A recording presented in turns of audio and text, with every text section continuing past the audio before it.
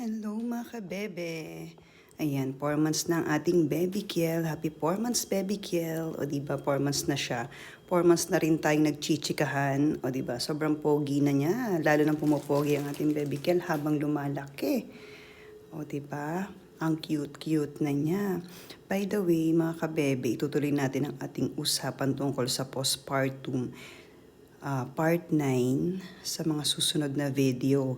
For this time, flex ko muna ang aking baby Kiel sa kanyang journey. 4 months na siya. 4 na buwan na palang nakakalipas. Hindi natin namamalayan mga kabebe. Ay napakabilis ng panahon, diba? Ganyan lang kabilis magpalaki ng baby. Pero kung alam nyo lang, kung alam lang ng iba, kung ano mapinagdaanan natin bago natin mapalaki ng ganyan ang ating mga bebe. Diyos ko, ilang puyat, ilang kilong aibag ang ating kapiling hanggang ngayon bago sila lumaki ng ganyan. Diyos ko. Pero syempre, worth it naman and happy naman tayo palagi. Basta healthy siya at happy, walang sakit, masayang-masaya na tayo kahit sa kabila ng mga pagod at puwit na pinagdaraanan natin, okay lang yan, sulit naman, basta para kay baby. Diba mga kabebe? See you on the next video.